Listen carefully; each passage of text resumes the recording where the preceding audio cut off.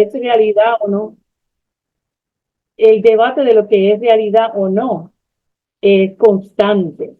Así que cuando hablamos aquí de realidad, estamos hablando de información que está validada científicamente con la mejor investigación actual. La historia del autismo siempre ha estado llena de mitos, desde el principio. Mitos enmascarados como hechos por expertos, científicos, y que desgraciadamente estos mitos o concepciones erróneas dan forma a las actitudes de la sociedad sobre esta condición que es tan compleja. Y que lo que sucede históricamente es que a través de los años surgen investigaciones que desmienten, ¿verdad? Estos mitos y va aclarándose la realidad de esta condición o cualquier otra condición. Pero ¿qué pasa? En el caso del autismo, sobre todo, hay muchos de estos mitos que todavía persisten y que resultan muy difíciles de rectificar. En algunos casos, casi imborrables. Es como si después que están en la conciencia social, es bien difícil de corregirlo. Así que hoy en día muchas cosas se dicen y se aceptan sobre el autismo, aunque no tengan fundamento científico o en la realidad. ¿Y cuál es el problema con esto? ¿Cuál es el problema con los mitos del autismo? Es que esto no es solamente una opinión que alguien tiene diferente y que pues hay que respetar porque hay que respetar las opiniones de los demás. Es que estos mitos se convierten en interferencias grandes en la vida de muchas de las personas con autismo. Hay un montón de conceptos erróneos que lo que han creado es una imagen estigmatizada de lo que significa el autismo y lo que significa, aún peor, el ser autista, ¿verdad? Y cómo se ven a las personas con autismo en nuestra sociedad. Así que algunos de estos errores que yo voy a decir ahora que son crasos disparates, muchos de ellos, ¿verdad? Pervierten la percepción de la sociedad, provocando y perpetuando estigma, aislamiento, soledad, acoso, abuso, que tanto afecta la vida de muchas personas con autismo y sus familias. ¿Cuál es el problema con esto? ¿Cuál es el problema con estos mitos? Pues mira, estos mitos usualmente están centrados en percepciones sobre las deficiencias y limitaciones de personas con autismo. Es una visión bien parcial de lo que es el autismo y las personas con autismo, viéndolo desde una manera devastadora y desde una manera de deficiencias y limitaciones bien difíciles. Crean una cultura de prejuicio y miedo al autismo y por asociación a personas con autismo. Acarrean la asignación incorrecta de escasos fondos. ¿Cuánto dinero se ha invertido en investigaciones tratando de dilucidar una y otra y otra y otra vez alguno de estos mitos cuando ese dinero se puede estar usando en intervención para impactar las vidas positivamente de las personas y los niños con autismo? Contribuyen también a la formación, a la formulación de errada política pública. Y vamos a ver un caso histórico de cómo la política pública basada en un mito hizo mucho daño por muchas décadas a niños con autismo y sus familias.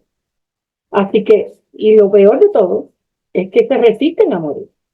Es difícil de reeducar, es difícil de validar la realidad, ¿verdad? Basada en la ciencia, basada en la evidencia, y desmentir o erradicar algunos de estos mitos. ¿Cuáles son algunos de los problemas y consecuencias asociadas con estos mitos del autismo? Hay errores en el diagnóstico.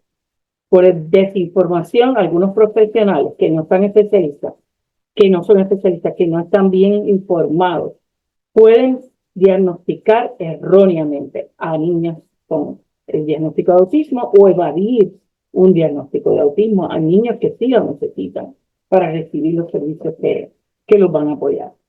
El segundo es el estigma, como hablamos ya.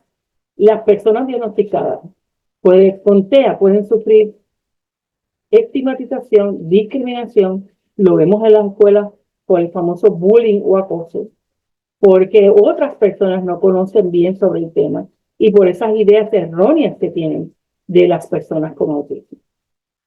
Y además provoca poco acceso a servicios especializados. Ante la gran desinformación sobre el tema, muchas personas con TEA o muchos de los familiares no acuden a profesionales que sí pueden ayudar a estos chicos que están preparados, que están especializados y educados científicamente para atender esta población, vamos a ponerlo así.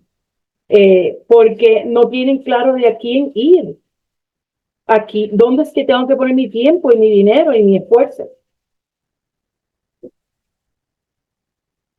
Vamos a ver un ejemplo de del precio duro que puede tener un mito sobre el autismo. En el 1948, Kanner, que es quien de las primeras personas que nombra este concepto de autismo, ¿verdad? Se le llama uno de los padres del autismo. Y no por eso, pues, habían errores en sus concepciones, de acuerdo a lo que conocemos hoy de esta condición.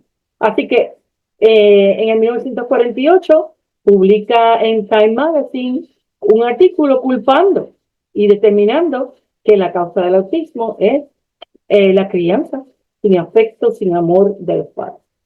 Así que esta imagen de las madres que se llamaban las madres refrigeradoras, pues ha resultado imborrable en la imaginación de la sociedad, a pesar de que han habido décadas después de eso, ¿verdad? De muchísima evidencia que ha resultado, eh, digamos, certeramente esta concepción. Así que en el 1967 todavía, Bruno Bethlehem publicó otro libro, La fortaleza vacía, autismo infantil y el nacimiento de ellos, todavía perpetuando esta idea, comparando en ese libro a las madres de los niños con autismo con guardias nazis y a sus hogares con campos de concentración, promoviendo todavía desde 1948 que se removiera a los niños autistas del cuidado de sus padres, lo que se conocía como una parentoectomía. Como resultado, 2 generaciones de niños con autismo fueron enclaustrados en instituciones, muchísimos niños retirados de sus hogares y sujetos a duros castigos, restricciones físicas y con lo que llama la prensa en aquel momento siniestros tratamientos experimentales. Así que es un mito que provocó unas, digamos, políticas públicas, unas prácticas que dañaron a muchas vidas de niños con autismo y muchas familias. Aquí algunas fotos de algunos aspectos de la vida de muchos de estos niños en estas instituciones. Es una nota triste en la historia, que esperamos que podamos, de verdad, hoy en día, que estas cosas nunca pasen más. Que una noción incorrecta de una condición, ya sea autismo o cualquier cosa, nunca cause algo como estos eventos décadas pasadas. Así que, ¿por qué estos mitos? ¿Verdad? Si son dañinos, si son erróneos, ¿por qué perduran? La noticia de un autismo en la familia puede ser bien difícil de aceptar. Para muchas familias puede verse como algo devastador. Y muchos padres se sienten que no tienen las herramientas, no saben qué va a pasar, o sea, cómo controlar, se sienten que tienen control de ese plan futuro que tenían para su familia. Así que buscan una solución o cura rápida y esto los hace bien vulnerables a aferrarse a información errónea o lo que llamamos la pseudociencia. Pseudociencia es que es falsa. Dice que es ciencia, pero no lo es. No tiene la validez científica ni la evidencia para apoyar estas ideas o estas creencias. La gente tiene muy poco tiempo. A veces no tiene recursos cognitivos ni la motivación para comprender tópicos científicos complejos como lo es el trastorno del espectro del autismo, que vamos a mencionar como autismo la mayoría de las charlas.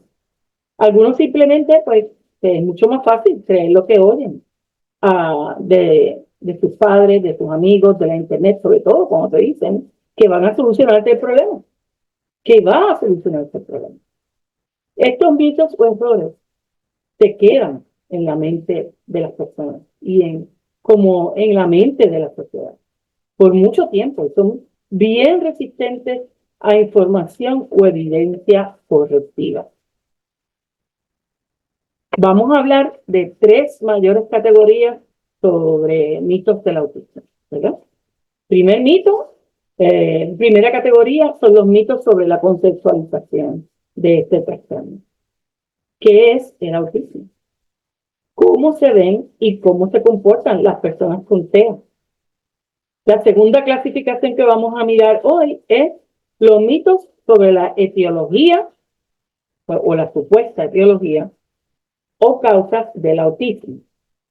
Y la tercera, que para mí son las más retantes, ¿verdad? Y quizá un poquito de mayor riesgo, son los mitos sobre las presuntas curas o los tratamientos rápidos y milagrosos, ¿verdad? Que supuestamente eliminan o curan el autismo. Vamos a ver entonces cuáles son algunos de los mitos sobre la conceptualización del autismo o sobre lo que es el autismo y las personas con autismo. Primero, el autismo es una enfermedad. Esto es un mito falso. Nadie está enfermo de autismo. El autismo no es una enfermedad, no se pega, no se contagia a nadie de autismo y nadie está enfermo de autismo. El hecho, ¿verdad? Lo que la evidencia valida, ¿verdad? Es que el autismo es un trastorno del neurodesarrollo. ¿Qué significa eso de un trastorno del neurodesarrollo? Es un trastorno del funcionamiento y el desarrollo del cerebro o del sistema nervioso central. Por lo tanto, es un trastorno cognitivo y del comportamiento que surge durante el periodo del desarrollo y que implica dificultades significativas en la adquisición y ejecución de funciones tanto intelectuales, motoras, sociales. Todas las áreas de funcionamiento humano pueden estar afectados por un trastorno del neurodesarrollo. Y la presunta etiología, ¿verdad? O el origen de estos trastornos es mayormente bien complejo y en muchísimos casos desconocido. En el caso del autismo, ¿verdad? Y como le llamamos trastorno del espectro del autismo, es un trastorno del neurodesarrollo que se caracteriza por 2 áreas de déficit mayores. Déficit en la capacidad de iniciar y sostener la interacción social recíproca o de ida y vuelta, y la comunicación social. Y un rango de patrones de comportamiento e intereses restringidos, repetitivos e inflexibles. El inicio del trastorno ocurre durante el periodo del desarrollo, típicamente bien temprano en la infancia. Pero ahora sabemos que los síntomas pueden no manifestarse plenamente hasta más tarde, cuando las demandas sociales exceden las capacidades de esa persona. Antes del DSM-5 se decía que si estos síntomas o estos signos no aparecían antes de los 3 años, pues no se podía dar un diagnóstico de autismo. Ahora sabemos que el autismo puede manifestar sus, digamos, síntomas y signos, las características, mucho después. Sobre todo en personas que tienen mucho más alto nivel de funcionamiento. Aquí vamos a ver más detalladamente lo que implica estos impedimentos en interacción y comunicación social, que de hecho, según el manual estadístico y diagnóstico de la Asociación de Psiquiatría Americana, tienen que presentarse estas 3 áreas para poder decir que se cumple este primer criterio de lo que es un diagnóstico de autismo. Deficiencia en reciprocidad social, deficiencia en conducta de comunicación no verbal, usados para la interacción social, los gestos, las expresiones, la posición física, todo lo que no es verdad, De hecho, nuestra comunicación es casi un 80% no verbal. Así que va a haber muchísimos factores que tienen que ver con esa discapacidad de tanto entender como expresarse no verbalmente. Y además también deficiencias en desarrollar y mantener relaciones apropiadas a un nivel de desarrollo. Lo mismo vemos en el área de intereses restringidos y conductas repetitivas. En este caso, tienen que aparecer 2 de estas 4 áreas para poder decir que se cumple este criterio. Lenguaje, movimientos motores y uso de objetos repetitivos o estereotipados. Una excesiva adherencia a rutinas, patrones ritualizados de conductas verbales o no verbales, o excesiva resistencia a cambios. Intereses altamente restringidos y o de intensidad e enfoque atípico. Estos chicos que tienen estos juguetes que llevan a todas partes y que no pueden funcionar si no lo tienen. A veces estos juguetes son más típicos, como carritos, bolas, muñecos, pero a veces son intereses bien más atípicos, como llevar una cuchara a todo sitio, como sacar las gomas de un carro y darle vueltas y enfocarse en esa goma dando vueltas en vez de jugar con el carrito, etcétera, etcétera.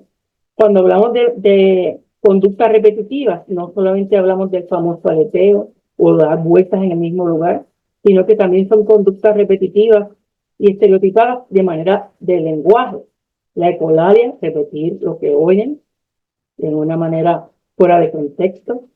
La jeringonza, que es el que es un chico que te oye como que está hablándote, te está haciendo una historia y no entiendes nada de lo que dice. Entonces son ejemplos de conductas repetitivas y estereotipadas que no son movimientos físicos. Así que otro de los mitos, otros de los mitos grandes, tiene que ver con cómo es, cuántas personas con autismo tenemos, ¿verdad? O cuán prevalente es esta condición. Hay gente que dice, hay un mito grande que dice que pues eso es raro. Y por muchos años pensamos de que esto es una condición bien rara, que le pasa a otra gente, no a mi familia, no a mí. Por otro lado, últimamente tenemos este mito de que habla de que hay una pandemia de autismo. El doctor Valencia muy capazmente nos ha explicado muchísimo de este aspecto. Así que lo primero que vamos a decir es que el autismo hoy nos toca a todos, en todos los países, las razas, grupos étnicos y clases socioeconómicas. Esto no es algo que le pasa a la otra gente. Esto nos puede pasar a nuestra familia, en nuestra familia. Yo creo que una de las cosas que más me ayuda a trabajar y decir que conozco del autismo es tenerlo en mi propia familia. Tengo 3 sobrinos con autismo que hoy son adultos, que de verdad me han educado más que cualquier otra experiencia académica o clínica sobre lo que es el autismo y vivir con el autismo y el efecto que el autismo tiene en la familia. Así que ya el doctor nos habló de que 1 de cada 36 niños de 8 años de edad en estas 11 áreas de los Estados Unidos presentan autismo y que Puerto Rico tiene se sospecha, ¿verdad? De que tiene una de las prevalencias más altas de la nación en compañía con California de ese trastorno. El autismo sí ha aumentado estadísticamente a través del mundo. No solamente, esto es un ejemplo del estudio del CDC, el Centro de Control de Enfermedades en los Estados Unidos.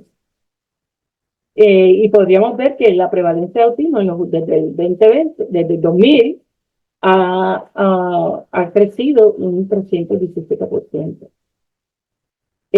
Ahora, ¿a qué se debe esto? Ya el doctor lo explicó muy bien. No estamos diciendo de que hay este enorme aumento de esta condición en la nación, pero estamos diciendo que sí debido a estos cambios en criterios diagnósticos, se ha ampliado la definición, hay más conciencia de esta condición, hay mejores métodos y recursos diagnósticos.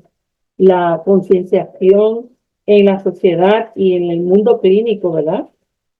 Ha aumentado sobre este diagnóstico y la política pública y la detección y los esfuerzos de detección y diagnóstico temprano, pues han producido que esta condición es más visible en nuestra sociedad. Pero sin embargo, cuando aún estadísticamente podemos eliminar todas estas diferentes variables, todavía no podemos descartar que hay un real aumento en la prevalencia de autismo, aunque es muy difícil todavía determinar las causas. Uno de los otros mitos, que yo creo que es uno de los mitos que más daño ha causado en el campo del autismo, es este mito de homogeneidad o la sobregeneralización en el autismo. Esto es un grupo de gente que se comporta de esta manera. Esto es un mito. La sobregeneralización es un craso error cuando hablamos de autismo. El hecho, la realidad, la evidencia, ¿verdad? Está en la neurodiversidad. Si hay una norma en el autismo, cuando hablamos de autismo, es esta: la variabilidad, la diversidad de expresión o fenotípica, como decimos clínicamente, o de la expresión de los síntomas, de las características de esta condición. Así que tenemos que dejar atrás todos estos términos que usamos a veces diciendo que todos o ninguno o siempre o nunca cuando hablamos de las personas con autismo, porque la diversidad es la norma. El autismo es un espectro, podemos esto muchísimo. De hecho, el trastorno se llama así, el trastorno del espectro del autismo. ¿Por qué? Porque se manifiesta en diferentes formas. Cada caso es único. Los rasgos que muestra cada persona son tan individuales como los colores en un arcoíris. Cada persona con autismo tiene un perfil individual de fortalezas y necesidades. Así que, y esto lo podemos ver así. Esto no es que es una línea, aquí hay más autismo y acá hay menos autismo. No. Es que en cada área de desarrollo, por ejemplo, interacción social, comunicación, conducta, inteligencia, procesamiento sensorial y desarrollo motor, una persona con autismo puede tener niveles de funcionamiento, ¿verdad?, diferentes. Así que aún en la misma persona con autismo, esos niveles de funcionamiento van a tener picos y van a tener valles. Así que van a tener un diferente nivel de funcionamiento en diferentes áreas de su desarrollo. Otros mitos sobre el autismo es que todas las personas con TEA tienen un trastorno o retraso del desarrollo intelectual.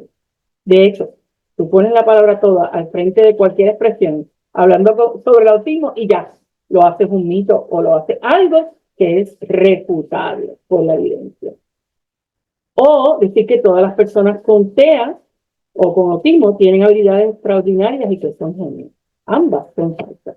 Ambas están erróneas.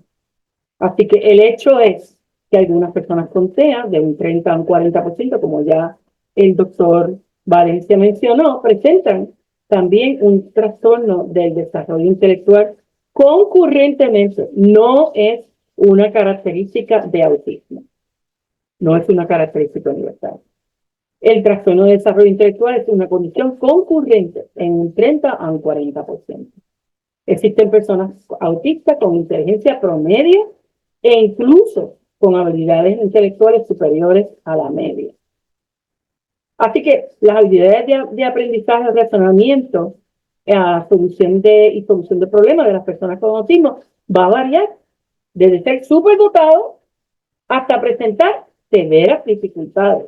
Y a veces en el mismo caso, la misma persona tiene habilidades superdotadas en unas áreas y puede presentar severas dificultades en otras. solamente alrededor de 1%, uno de 10 personas con autismo, vamos a llegar para acá, presentan lo que se llama un síndrome de Savant. Este síndrome se caracteriza por talentos o habilidades prodigiosas, ¿verdad? Pero además de esto, también estas personas al mismo tiempo presentan habilidades que son superiores, pero otras son grandes deficiencias en otras áreas cognitivas. Por ejemplo, una persona puede tener una memoria, como este caso que vemos aquí ilustrado, espectacular y una habilidad espectacular, ¿verdad? Superdotada de representar una ciudad solamente de verla una vez en un helicóptero, pero sin embargo, y cuando tú le preguntas cómo te sientes hoy y quieres saludar, está muy limitado en esas áreas. Así que no hay funcionalidad en muchas otras áreas. Las personas con autismo, este es otro mito, lo oímos muchísimo, no tienen emociones, son incapaces de mostrar afecto y cariño a los demás. Aquí yo soy testigo, número uno, de que mis sobrinos con autismo son lo más cariñosos que hay. De hecho, la dificultad de uno de ellos es que yo tengo que recordarle, cada vez que viene a saludarme y abrazarme, acuérdate que soy una viejita, porque es un chico de 6 y pico de pies, súper fuerte, y le da trabajo medir la fuerza de su abrazo. Así que algunos de estos chicos tienen ese deseo y ese cariño por sus familias y por las personas que conocen, pero tienen dificultades en cómo expresarlas apropiadamente. El hecho es que pueden experimentar y pueden expresar emociones y la conexión humana de forma diferente. Experimentan todas las emociones que experimentamos nosotros. Algunos son más expresivos físicamente y otros pues expresan su afecto, su cariño, sus sentimientos de maneras más sutiles, a través de acciones como tocar el pelo de su mamá, ¿verdad? O acercarse a oler el cuerpo de su mamá, en lugar de palabras y contacto físico más típico. Y muchas de las veces, esos primeros pasos terapéuticos es ayudar a las mamás a reconocer esto, de cómo muchas de ellas llegan, pues a mí me encantaría, cuánto quisiera yo que mi hijo me dijera o que me demostrara afecto. Y a veces terapéuticamente ayudarles a reconocer cómo su hijo ha estado tratando de expresar ese cariño a través de pegarse a ella y oler su cuerpo, tocar su pelo, agarrar su ropa, ¿verdad? Y ayudarles a entender esa manera de que ellos sí están expresando cuán importantes son ellas en su vida. Y de empezar desde ahí y ayudarlos a aprender otras maneras de expresar su afecto. Este es otro mito que también el doctor Valencia ha tocado un poquito sobre ello. Solíamos pensar, o se suele decir por ahí, que las féminas no suelen tener autismo, o que hay muchísimos menos niñas con autismo que niños. De hecho, alrededor del 20 al 30% de las personas con autismo son féminas, son niñas. Así que en los últimos años se está planteando que diferencia de las manifestaciones del trastorno en las féminas, o sea, los síntomas aparecen de manera diferente en niños que en niñas. Y los criterios diagnósticos han estado bien dirigidos a identificar niños con autismo. Y estas niñas han quedado sin ser diagnosticadas o siendo diagnosticadas mucho más tarde debido a esto.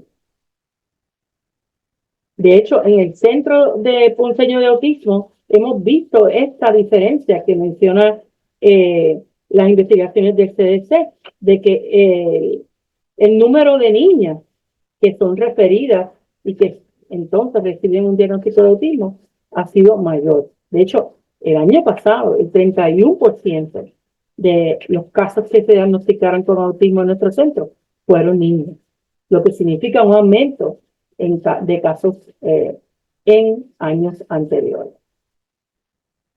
También esto de que acabamos de discutir, de estos mitos en cuanto a la conceptualización del autismo, debemos de tener conciencia de que el autismo no es solamente características negativas, vamos a ponerlo así, que no se habla, cuando hablamos de autismo, no solamente hablamos de dificultades, sino que también esta condición se asocia con una serie de capacidades que pueden convertirse en fortalezas significativas en la vida de niños con autismo, de personas con autismo, y que pueden ayudarles a encontrar un lugar, ¿verdad?, de inclusión hasta en campos de trabajo en su vida más adulta.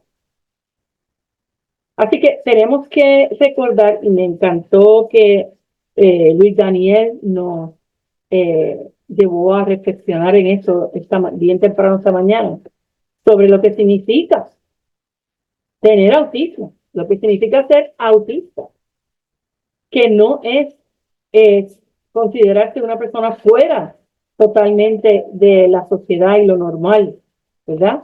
Sino que estamos hablando de diferencia, estamos hablando de capacidades diferentes. Y también recordar que el tener autismo no significa que la persona es su autismo. El tener autismo es una sola parte o un solo factor en la vida y lo que hace a una persona. En este caso, con uno de estos trastornos.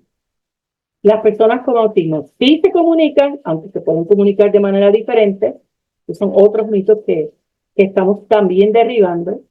Puede ser que no se comuniquen verbalmente. Casi un 30% de las personas con autismo nunca van a desarrollar un lenguaje verbal, pero sí pueden aprender métodos alternos, ¿verdad? Como son el uso del lenguaje por imágenes o el uso de comunicadores electrónicos para comunicarse, el uso de señas para comunicarse. Así que estas personas se esfuerzan a diario, sienten lo mismo que sentimos nosotros y a veces hasta sentimientos intensos de ansiedad porque es difícil acomodarse en un mundo que no está preparado para apoyarlos. Así que no son indiferentes, no viven aisladas en su mundo, no hay ningún otro mundo. El único mundo que existe es este, que todos compartimos. Así que tenemos que continuar trabajando en acomodar, ¿verdad?, nuestro mundo a que estas personas puedan sentirse más cómodas en ello. Así que hay otros mitos, y voy a decir aquí disparates, ¿verdad?, sobre presuntas causas del TEA, lo que también ha acarreado muchísima controversia entre los profesionales y las personas que confrontan el autismo. Primero, ya el doctor habló un poquito sobre esto, una de las preguntas que se contestaron. Las vacunas causan autismo. Este engaño, lo voy a decir así claro, se originó en un estudio publicado en la revista Lancet, una revista bastante reconocida en Inglaterra, en el 1998. Y se sugirió en ese artículo una posible asociación entre la vacuna del sarampión, paperas y rubeola y el autismo. Sin embargo, desde entonces, casi, válgate, más de 20 años después, este estudio ha sido ampliamente desacreditado. De hecho, la revista lo descartó, lo retiró de su archivo, ¿verdad? Y se ha tildado, o sea, se ha reconocido como un fraude. Hubo un manejo de información que llevó a unas conclusiones falsas y que se publicaron falsamente. De hecho, el doctor Wakefield, el autor, perdió su licencia médica luego de que esto se dilucidara. Así que, aunque ha quedado tan contundentemente probado que este artículo estaba erróneo, esto ha sido uno de los mitos más arraigados en la comunidad, en la sociedad sobre el autismo.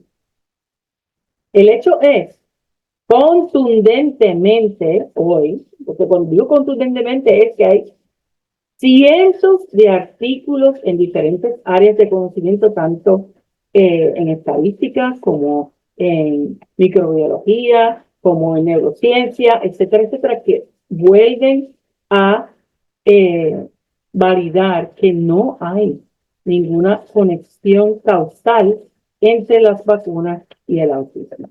De hecho, la vacunación es una de las principales herramientas para prevenir y controlar las enfermedades infecciosas en el mundo. Y es probablemente el caso más exitoso de la medicina moderna. Enfermedades que dejaron millones de muertos, como la viruela, el sarampión, la tosferina, la poliomielitis, etcétera, han sido casi erradicadas y ahora están reducidas a casos muy, muy aislados. La vacuna es importante y salva vidas. Por ejemplo, este es el resumen. Estos son los casos de autismo no causados por vacunas. Esto es lo mismo, pero en otro lindo color. Así que la asociación de las vacunas al autismo ha sido una patraña o una mentira, y es una de las vergüenzas más grandes y más costosas que ha tenido que padecer la medicina, y más aún miles de niños y sus familias que han sido afectados por enfermedades que ya deberían estar fuera del mundo. Y por este rechazo a las vacunas han vuelto a estar presentes en nuestra comunidad. Así que, además de esta, hay un montón de otros mitos que tienen que ver con la causa, supuesta causa del autismo. La causa del autismo es la cándida, es un hongo, ¿verdad? El autismo, un hongo gastrointestinal. El autismo es un trastorno metabólico. El autismo surge de la intoxicación de metales, intoxicación con mercurio, intoxicación con plomo, etcétera. El desamor de los padres causa autismo. Todavía se oye esto en nuestras comunidades. El autismo es un trastorno inmunológico, o el TEA sucede por mala disciplina. ¿Cuántas veces lo hemos escuchado, ¿no? Y cuántas veces las familias han sufrido ese juicio de que aquí lo que pasa es que no los han sabido criar con disciplina? Todos estos son mitos. Son ideas erróneas que no tienen fundamentos científicos. Ahora, vamos a hacer una aclaración. Hay niños que tienen autismo y tienen un trastorno metabólico. Hay niños que tienen autismo y podrían tener un trastorno inmunológico, pero son condiciones concurrentes, no son parte de lo que es el autismo. ¿Okay? Así que no podemos generalizar. De hecho, la mayoría de los niños con autismo no tienen un trastorno inmunológico o metabólico. Entonces, ¿cuál es la realidad? ¿Qué causa el autismo? Pues no poseemos información suficiente. Pero déjame decirte una nota aclaratoria. Cualquier parecido de estas siglas a otras, digamos, dicho en la comunidad es puramente coincidente. Esto es una conferencia científica. Eso significa no poseemos información suficiente. ¿Ok? Sabemos que es un desorden del desarrollo del cerebro, que es multigénico, o sea que hay una parte genética bien fuerte, y que también es multifactorial. En el 90% o más de los casos, la causa u origen del autismo no es demostrable, ni se puede identificar. Y lo que llamamos un autismo idiopático. No sabemos cuál es la causa específica. Sabemos que hay factores genéticos y ambientales que interactúan y que van a interactuar y producir o, digamos, reducir la expresión fenotípica de acuerdo a lo que sea. ¿Qué significa eso? Cuando hablamos de autismo, hablamos de patogénesis, no de etiología, porque etiología lo tiene una enfermedad. Es una causa directa de una enfermedad. Y el autismo ya sabemos que no es una enfermedad ni tiene una causa directa, ¿verdad? Así que hablamos de patogénesis, que significa los diferentes factores que pueden estar envueltos en que se presente o no una condición. Así que el del neurodesarrollo es súper complejo, ¿eh? Es lo más complejo de nuestro ser humano, vamos a ponerlo así. Así que en el desarrollo del cerebro y del sistema nervioso central intervienen o interaccionan muchísimos factores biológicos, heredables o no, algunos heredables, a otros no, y muchísimos factores ambientales. Lo más probable, y cuando digo lo más probable es porque la evidencia señala que es así, y es así, y los sistemas biológicos, ¿verdad? Interaccionan entre sí con los factores ambientales. Cuando digo que es lo más probable, es que es así, pero que no estamos completamente seguros. Es algo que todavía necesitamos seguir investigando. Así que lo más probable es que el autismo no tiene una causa única y que hay un montón de factores. Vamos a poner aquí esta es una de las imágenes que recoge muchísima información de una manera visual rápida, donde vemos cuántos eh, diferentes factores pueden estar afectando el desarrollo del cerebro y por ende la probabilidad de que aparezca un trastorno del neurodesarrollo como el autismo. Aquí tenemos que uno de los factores principales es la epigenética, que es la interacción entre los genes del autismo y los factores ambientales. De hecho, cuando hablamos de genes, se estima que hasta el 50% de los genes podrían estar, digamos, eh, afectando la expresión del autismo en diferentes casos. Ok, vamos ahora a la última clasificación de estos mitos que yo llamo los mitos más peligrosos, ¿verdad? Que son mitos sobre presuntas curas o tratamientos milagrosos del autismo. Y la verdad aquí es que el mito mayor, y yo diría que trae a veces más consecuencias, es que el autismo se cura. Es un mito falso, no tiene evidencia. El autismo, de verdad, no se cura, se comprende.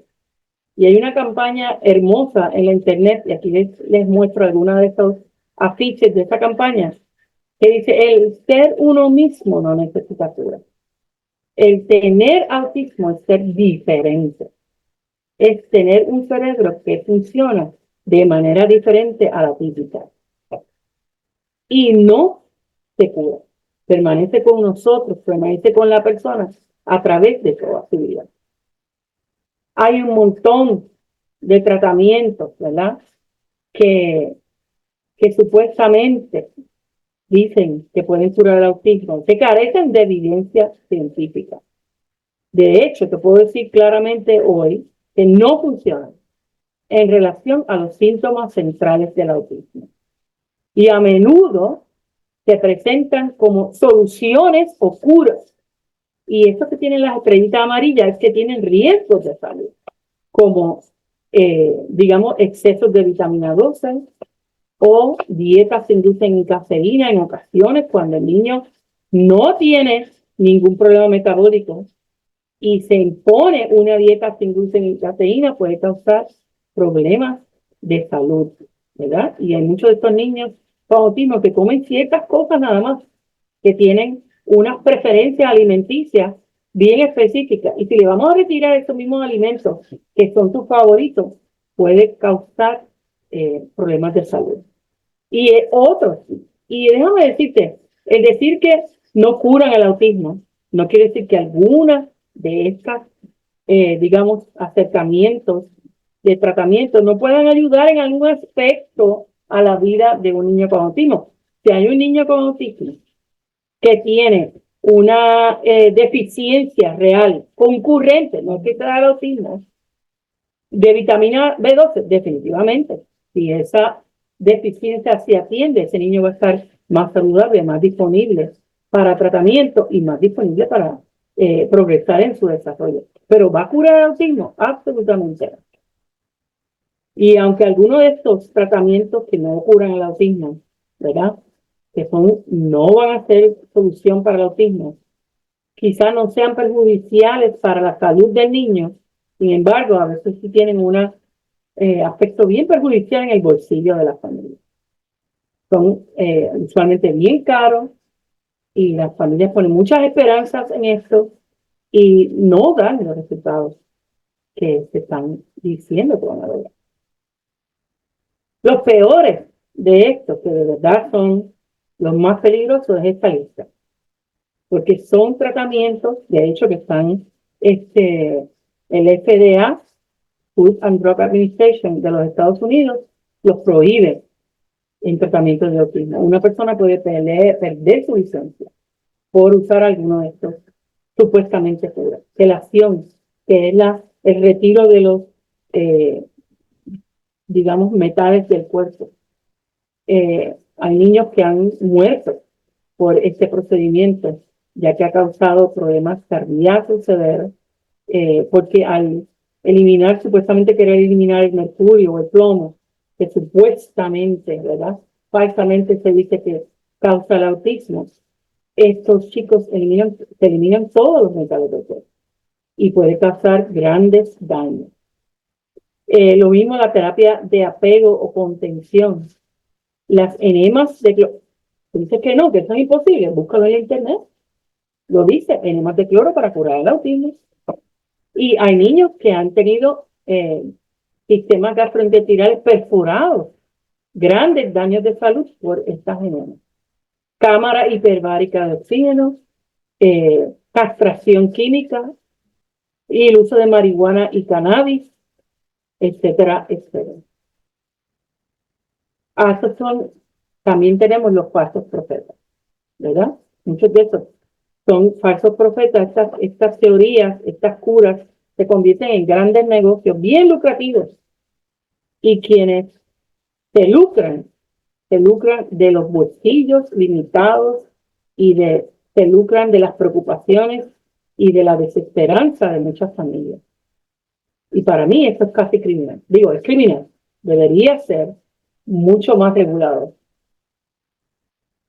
Así que yo creo que es bien importante reconocer a quienes juegan con la vida de las personas con autismo y las esperanzas de la familia para evitar caer en estafa. Hablamos de todos estos mitos. Llevamos 15 años, bueno, llevamos más de 15 años denunciando a estos mitos. Y yo creo que es hora de que hablemos más fuertemente y más directamente y estemos preparando a estas familias para enfrentarse a estas personas que a veces son estafadoras, que presentan, digamos, curas o soluciones, medicamentos, procedimientos que son bien costosos y que no van a solucionar el problema y que roban tiempo y recursos a las familias. ¿Cómo reconocemos a estos estafadores? Mira, estas son personas que son bien manipuladoras.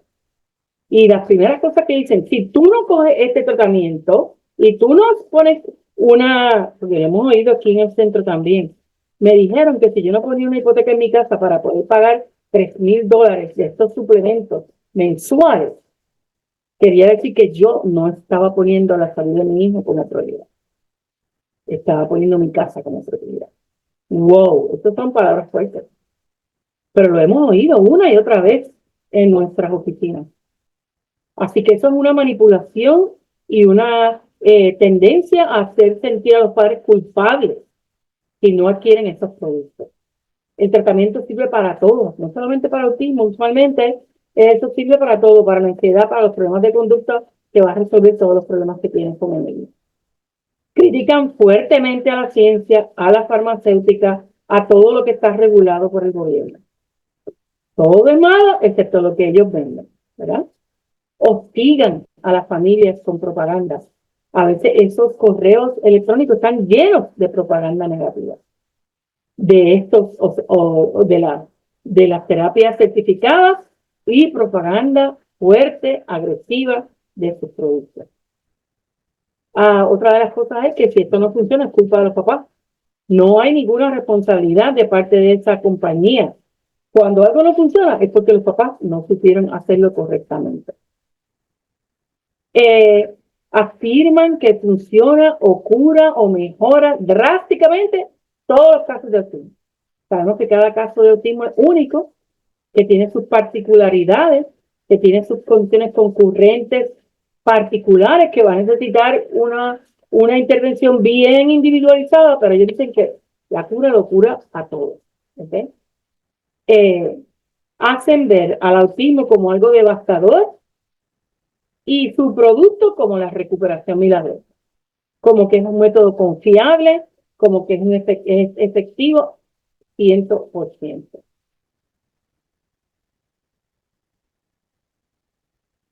Otra de las cosas que se escuchan un montón y que tenemos que estar bien pendientes es que reclaman que son productos que no tienen efectos secundarios. Esto es un gran problema porque todo producto, todo, hasta los mismos naturales, pueden tener efectos secundarios en alguna persona. Así que hay que tener mucho cuidado con esto. Otra cosa es que no hay seguimiento. Los padres terminan acudiendo a emergencias cuando el tratamiento se sale de sus manos o afecta a la salud de su hijo y no vuelves a saber más de esta gente. Después de haberte hostigado tanto para comprar los productos, cuando llega un problema ya no los encuentras por ningún lado. Y la regla es, yo diría que la conclusión es que si suena demasiado bueno para ser verdad, probablemente lo es. No es verdad. Así que hay que tener cuidado con algunos de estos grupos, y están algunos de ellos en Puerto Rico, todo lo que diga que curan el autismo, ten mucho cuidado con eso. Yo digo, estar corriendo para otro lado, porque ya eso te está diciendo que no es cierto, que no es válido. Así que, ¿cuál es el hecho? ¿Cuáles son los hechos en cuanto al tratamiento? No cura, sino tratamiento de las personas con autismo, la intervención.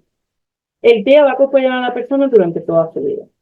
No existe ningún remedio milagroso que pueda curar el trastorno. Sin embargo, esta es la gran buena noticia.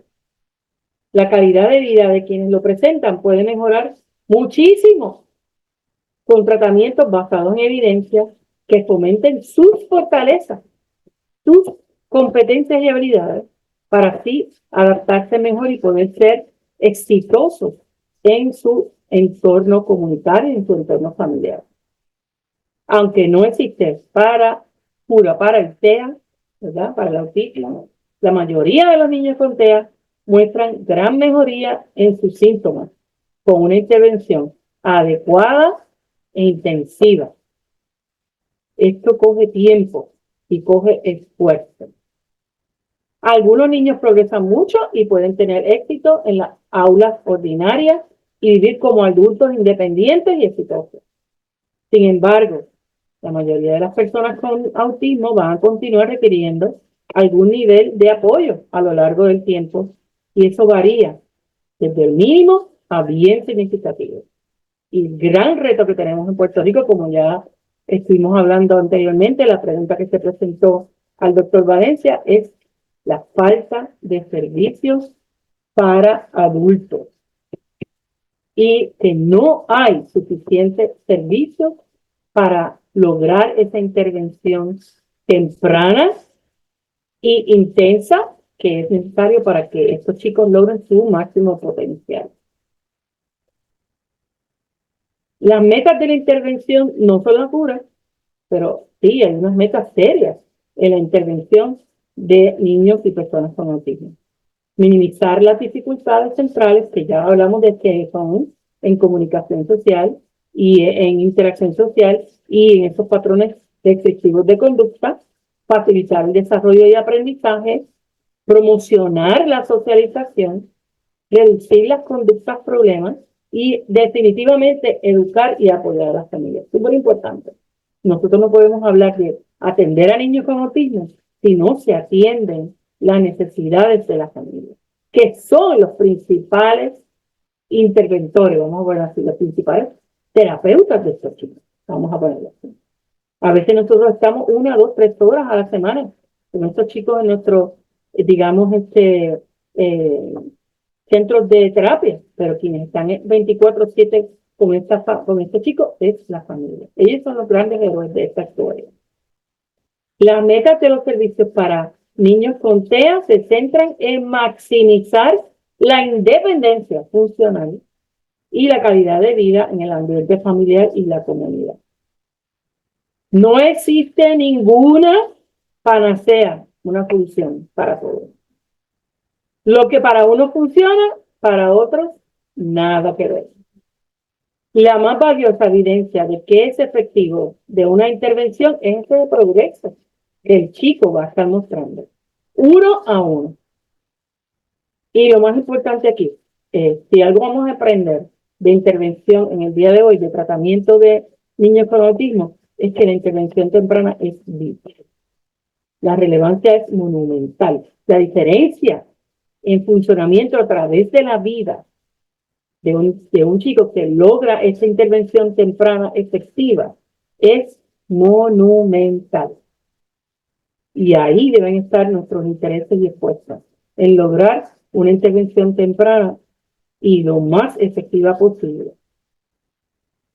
Hay un montón de intervenciones y modelos de intervención. Hay un montón de intervenciones basadas en evidencia que tienen diferentes enfoques y fundamentos, desde las basadas en el desarrollo, las conductuales, las terapias físicas ocupacionales, diferentes disciplinas que están muy bien preparadas para lidiar con apoyo a niños con autismo y sus familias. Hay 3 acercamientos principales, que es el análisis aplicado de la conducta, la enseñanza estructurada y la intervención basada en el desarrollo, diferencias y relaciones, mencionadas como las 3 principales por la Asociación de Pediatría Americana y Ipsos. Y un acercamiento multimodal es más eficiente. Gracias a Dios nos estamos moviendo de estos momentos ortodoxos de que tiene que ser todo agua, todo tiene que ser, sí, todo tiene que ser de hierro. No, cada una de estas intervenciones puede tener un valor espectacular en el desarrollo de los chicos con autismo. Así que el hecho es que no todos los niños con autismo tienen que estar en educación especial. Eso es otro mito. Tiene autismo, va para educación especial. No es así. De hecho, mis 3 sobrinos, ninguno estuvo en educación especial. Y muchos de los chicos con autismo que tenemos en el centro tampoco están en educación especial. Las personas con TEA varían, otra vez lo decimos, muchísimo en sus capacidades y necesidades. Así que hay chicos que no presentan problemas académicos, por lo tanto, no van a estar en educación especial. Ellos solamente reciben esos, digamos, terapias de apoyo, como terapia psicológica para mejorar sus destrezas sociales, sus niveles de ansiedad quizás, pero no necesitan estar fuera de la corriente regular. Muchos de ellos necesitan eso mismo, necesitan programas de educación especial dirigidos y especializados a atender sus necesidades particulares. Así que tenemos un grupo que va a estar en educación especial, que necesita de apoyo especializado y bien particular, bien individualizado, y vamos a tener chicos que se van a poder beneficiar de la corriente regular con apoyos mínimos. Hay un montón de intervenciones efectivas. Son una lista. Y qué pena que no tenemos más tiempo, ¿verdad? Ya estoy corriendo sin tiempo. Así que, pero eh, hay unas que también son intervenciones alternativas que tienen alguna evidencia de que pueden, de hecho, evidencia preliminar, de que sí pueden ser utilizados con niños con autismo y pueden tener beneficios en cuanto a esos síntomas centrales del autismo.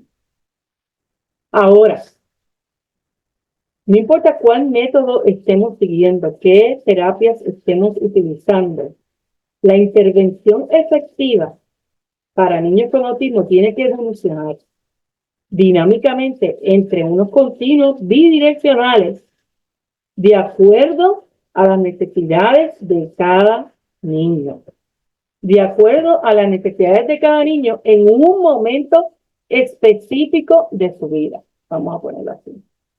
Desde una intervención que sea más restrictiva, de unos acomodos simples, de que sea bien individual, de una intervención o una enseñanza bien concreta y familiar, a un tipo de intervención en ambientes mucho más inclusivos, intervenciones más complejas, en grupos en vez de siempre individual, en lugar de siempre estar enfocado en lo concreto, en lo que no cambia, ir ayudándonos a manejar información más abstracta y experiencias más novedosas. Tenemos que empezar donde están en el momento que se diagnostican, pero tenemos que irnos moviendo hacia un ambiente más inclusivo, de mayor independencia y más autodirigido, para entonces empujarlos a su máximo potencial. Así que podemos empezar aquí, solito, y queremos llegar aquí, donde está el niño integrado con sus pares de su edad típica. Así que la intervención con personas con autismo es un maratón. Los que han querido convertirla en una carrera de 100 metros, buscando atajos pseudocientíficos, han terminado frustrados y lamentablemente más pobres. El éxito no se alcanza con velocidad, se alcanza con constancia. La constancia amorosa y bien dirigida es la clave para el éxito. La meta, más que alcanzarse, se transforma y se expande de acuerdo a la realidad de esa persona en ese momento particular de su vida. Cada paso logrado en el recorrido nos cambia, no solamente al chico, sino la familia y el equipo que interviene con esta familia. Y es digno de celebración. Amor, ciencia, dedicación crean las condiciones ideales. Así que aceptar el autismo es todo eso que está aquí. Y tenemos que movernos de señalar a personas con autismo o quererlas encajonar en unas categorías a aceptar el autismo con la riqueza de la neurodiversidad que representa. Y preparar nuestro mundo para apoyar a estas personas con autismo, para que puedan lograr ser lo más funcional y lo más, digamos, autorrealizadas en sus comunidades y sus familias. Aquí hay un montón de referencias y quiero acabar con esta convicción, con este mensaje. Todas las personas con autismo, sin importar el nivel de apoyo que requieren, merecen una vida llena de propósito, dignidad, oportunidades y felicidad. Les invito a que participen de nuestras actividades de este mes de concienciación del autismo.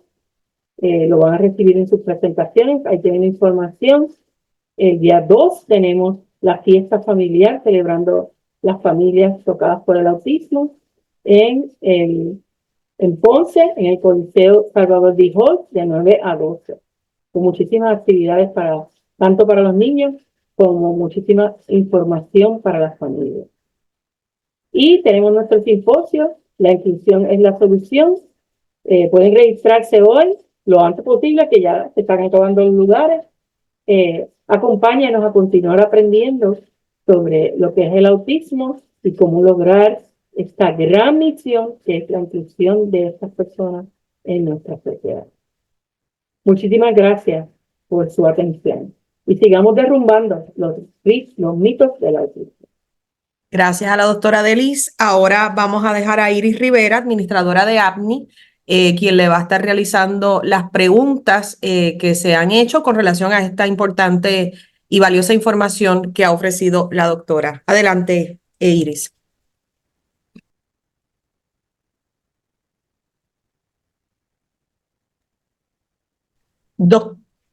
Doctora, en lo que Iris llega, quería saber, con relación a esta información que usted dio de las personas que ofrecen información falsa y aparenta ser fraudulenta, ¿cuántas de estas denuncias, si alguna, se han atendido por parte del Departamento de Justicia?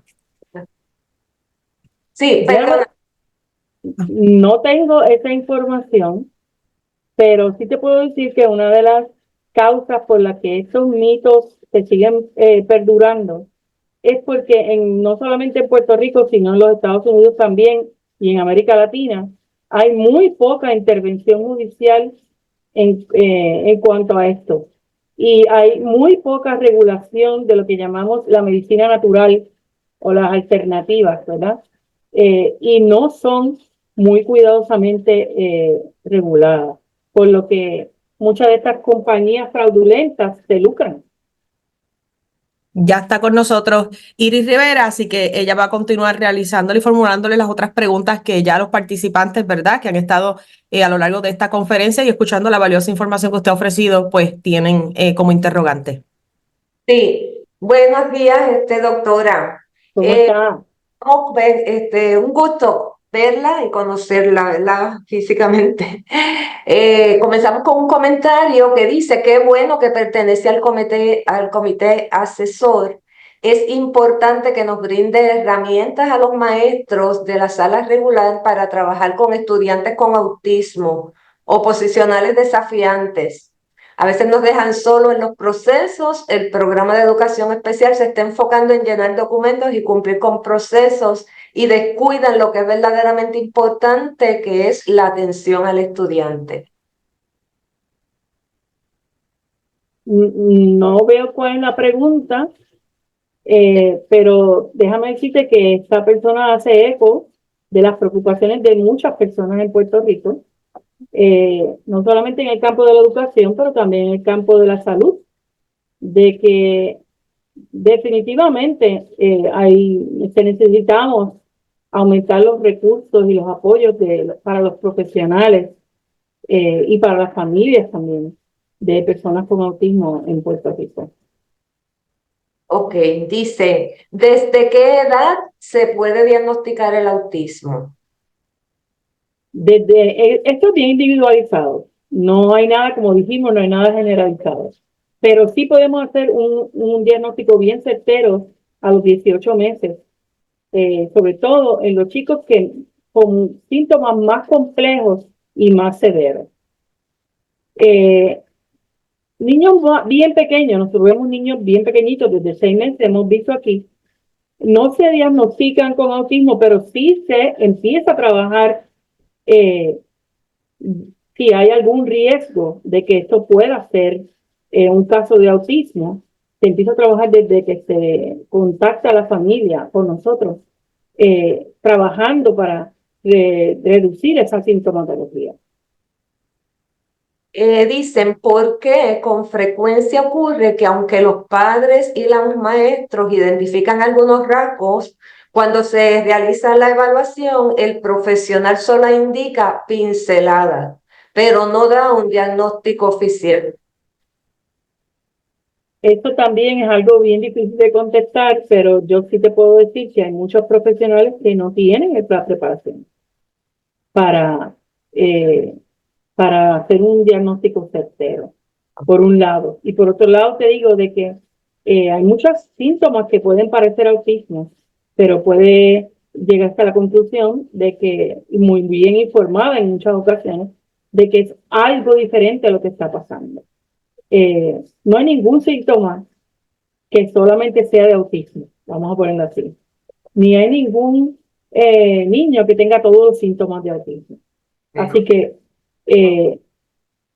aunque haya movimientos repetitivos, aunque haya niños que tengan problemas de, digamos, interacción social, no quiere decir que tengan autismo.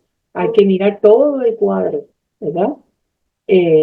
Para determinar si es autismo o es otro trastorno del neurodesarrollo o es otro problema que esté teniendo, digamos, el menor. Ok. Hay una madre que dice, soy madre de, o sea, ella es una persona con autismo y es madre de 2 hijos con autismo. Según los doctores especialistas dicen que es genético. ¿Cuán cierto es eso? Pues de verdad, como dijimos, el factor genético es bien fuerte en esta condición. Podemos decir que el autismo corre en familia. Así que si hay un chico con autismo en la familia, la probabilidad de que surja otro en ese hogar es mucho mayor. Definitivamente la genética es un factor importante que hay que considerar. Ok. ¿Qué puede decir sobre las terapias neurofeedback? No puedo decir mucho porque no conozco mucho de este movimiento, ¿verdad? De esta terapia, pero sí te puedo decir que hasta ahora no hay ninguna evidencia que esté apuntando a que esto funciona para mejorar los síntomas centrales del autismo. Dice una madre, en arroz y habichuela, ¿qué respuesta le podemos dar a aquellas personas que desconocen del tema del autismo y llaman a nuestros hijos enfermito o enfermita? En arroz habichuelas, díganle que están erróneos, que mi hijo no está enfermo, que no tiene ninguna enfermedad. Yo te digo, mi hermana, que tiene 2 hijos con autismo, es una campeona en esto. Hay que escoger a veces cuál es tu batalla, ¿verdad? Hay personas que no importa lo que tú le digas, no van a cambiar de opinión. Digamos que esto es uno de los problemas más grandes de los mitos, que a veces acarrean unas emociones muy fuertes, vamos a ponerlo así, y una resistencia bien fuerte. Pero hasta mi sobrino aprendió y dice, yo lo que tengo es un trastorno de neurodesarrollo. Mi cerebro funciona diferente al tuyo. Así que, en palabras simples, explicar y educar. Pero hay veces que simplemente no es el momento de educar, es el momento de seguir caminando, haciendo lo tuyo, ignorar a personas que quieren mantenerse en unas ideas erróneas, en algo que no les incumbe. Vamos a ponerlo así. Entonces, nos dicen pues que hay estudios y que hablan del índice de aumento de un 27.000% y que no podemos tomar de manera somera esto, pues el aumento es real y alarmante, que nos puede... Bueno, el aumento es real. Ya lo estamos viendo, ya sea porque se están identificando mejor y esa es la causa mayor para este aumento, ¿verdad? El aumento es real y hay que tomar decisiones serias de política pública y asignar los recursos necesarios para atender a esta población que tiene muchísimo potencial si se atiende como debe ser. Entonces, un comentario, a ver qué puede agregar. Este tipo de información debe llegar a las instituciones postsecundarias. Tenemos un alto porcentaje de estudiantes con TEA y los profesores no necesariamente están educados en este tema. Esto genera un reto en el aula. Estoy totalmente de acuerdo. Y esto es una de las, qué bueno que AMI está haciendo días como este para eso mismo. Celebro los esfuerzos de AMNI y los esfuerzos del Departamento de Salud también para seguir educando a la sociedad en general, pero sobre todo a las personas que tienen un papel protagónico en el progreso de estos niños, como son los maestros, los médicos, los terapistas, etcétera. Ok. ¿Cuál es el estudio que indica que no hay relación entre las vacunas y el autismo? ¿De dónde se saca ese dato? Pues mira, en esa lista de referencias que están añadidas a la conferencia, hay varias de esas referencias. Hay cientos de artículos, hay cientos de estudios que desmienten la conexión invalidan la conexión de vacunas y el autismo. Así que ahí hay algunas, y algunas de ellas se conectan con otra lista de estudios que puedas encontrar. De hecho, si entras al cdc.org, ¿verdad? ORG, también el Centro de Control de Enfermedades provee una lista de artículos científicos que desmienten esta relación causal entre las vacunas y el autismo. Entonces preguntan, luego de dar un diagnóstico de autismo, ¿se puede quitar? Se brindó un diagnóstico en Puerto Rico y la madre se radicó en los Estados Unidos y se lo quitaron. ¿Puede suceder? Si el diagnóstico de autismo fue eficientemente, digamos, asignado, un diagnóstico de autismo, un trastorno de autismo no desaparece porque cambió y hizo una evaluación otro médico. Vamos a ponerlo así. Si esa madre tiene dudas sobre la validez de ese cambio de diagnóstico, debe procurar una evaluación por unos expertos en el campo del autismo y verificar que así sea, o sea, que ese cambio haya sido correcto. Desgraciadamente siempre hay errores y históricamente nos confrontamos con evaluaciones diagnósticas, tanto de autismo como otros diagnósticos, que no son muy certeras. Así que si ya tiene dudas de la validez de esta segunda evaluación, debe buscar entonces cómo validar sus preocupaciones.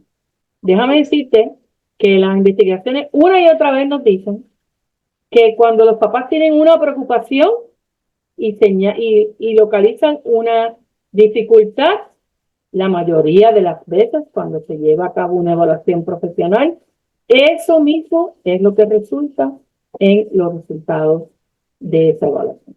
Así que esas preocupaciones de los papás son bien válidas. Exacto. En una crisis de un estudiante con autismo 3 no verbal de 7 años, ¿quién es la persona más conveniente para atender la crisis? Dime eso, dame la pregunta otra vez. Supongo que es en la escuela, ¿verdad? En la escuela, un estudiante de 3, A un nivel 3 y está teniendo una crisis. está presentando una crisis y quién es la persona más idónea para atender esa situación. La persona idónea es la persona que está más familiarizada y que tiene un vínculo más, digamos, sólido con ese estudiante. No es un profesional en específico. Tiene que ser una persona que conozca a este niño, que tenga un vínculo positivo y que también esté preparada para lidiar con este tipo de problema conductual. O sea que es bien difícil decir quién, no te puedo decir la maestra, la consejera o corran y busquen un psiquiatra. No, depende de la situación, pero en el momento la persona para intervenir con ese niño es quien tenga el mayor conocimiento sobre ese niño y quien tenga un vínculo saludable con ese niño. ¿Cuál centro recomienda para un buen diagnóstico? Para que el niño sea evaluado y se llegue a un buen diagnóstico. Hay dos centros de autismo en el Departamento de Salud. El Centro de Autismo de Puerto Rico, que está frente a veteranos, ¿verdad? Y ahora en el comercial no pagado, el Centro Ponceño de Autismo está a la disposición para diagnósticos también. Así que, y cualquier lugar donde la persona tenga un adiestramiento especializado con el autismo. Ahora, hay muy pocos centros, digamos que estos dos son centros especializados en autismo, sobre todo en edad temprana. ¿Qué profesional diagnostica el autismo y cómo? Eh, el, el Departamento de Salud establece que hay 4 personas que pueden firmar un diagnóstico de autismo, que son un psicólogo clínico o un psicólogo escolar, ¿verdad? Con adiestramiento, un psiquiatra pediátrico, un pediatra del desarrollo y un neurólogo pediátrico. Estos son los que pueden firmar. Pero el Departamento de Salud de Puerto Rico recomienda seriamente que se envuelva un equipo interdisciplinario en el diagnóstico de autismo. Así que otros profesionales como patólogos del habla, educadores, terapistas físicos, trabajadores sociales deben participar, ¿verdad? Les recomienda hasta que la evaluación del Departamento de Salud, que por lo menos haya 2 disciplinas envueltas en la toma diagnóstica, de la decisión diagnóstica. ¿Puedes repetir el último centro que mencionó? El último centro, Centro Ponceño de Autismo, CEPA, lo que se conoce con CEPA. Ok, esta madre dice que siempre tuvo dudas sobre su nene de 22 años, su nene entre comillas, y que Claro. tiene, porque presenta muchas características, que cómo puede saber y dónde puede evaluar a un adulto. Hay diferentes psicólogos que están en sus prácticas privadas que trabajan con adultos. Nosotros podríamos atender, cuando digo nosotros, el Centro Ponceño de Autismo, también hemos hecho algunos diagnósticos de adultos, claro que sí, a través de los años, pero nuestra especialidad es en niños pequeños. Pero debe llamar a, de hecho, en el plan médico, si son personas que tienen el plan médico del gobierno de Puerto Rico, ¿verdad? Pueden llamar a su aseguradora y preguntar cuáles son los psicólogos que están capacitados para hacer este tipo de evaluación. Preguntan, ¿el término autista está correcto? Pues entendía que se decía niños con autismo, no autista. Pues déjame decirte que mis sobrinos dicen que eso de niños con autismo, y eso es muy largo y que no lo entienden, que ellos son autistas y con orgullo. Y muchas personas con autismo, que eso es un término más clínico, dicen que ellos son autistas y a mucha honra, como dicen. Así que la misma población prefiere en muchas ocasiones que usar el término autista. Para mí, ningún término, hablamos ahorita, la generalización es el error. ¿Cómo? Pregúntale a esa persona cómo quiere. Como Que que te dejan a él. ¿Tú prefieres que hable de ti como una persona con autismo o te molesta o no que te diga, que te describa como autista? Exacto. Dicen que felicitándola por la excelente información que ha traído y que si hay evidencia de estudios de tercera generación, como abuela, hijo, nieto. Pues sí, y lo que he leído es que confirma esa importancia del factor genético. De hecho, nosotros hicimos nuestra propia investigación en el sentido de que en el tiempo de nuestros abuelos no existía ese diagnóstico de autismo, pero por las historias que se recogen en nuestras familias, ¿verdad? Vemos que esos rasgos del diagnóstico ya estaban ahí en generaciones anteriores. Dice, pero hay una prueba o evaluación específica que se le hace o cada profesional evalúa según él o ella lo entienda. No hay ninguna prueba ni de sangre, ni MRI, nada absolutamente biomédico que pueda determinar si hay autismo o no. El autismo se determina clínicamente por observación y por pruebas que requieren información de historial y observación de conducta. Hay diferentes pruebas que se pueden utilizar. Hay unas pruebas y cada médico o cada clínico tiene su propio protocolo, pero deben ser pruebas que sean validadas y reconocidas como para hacer este tipo de diagnóstico. Muy bien. Tendríamos que tener otro día para hablar de la evaluación y esos instrumentos.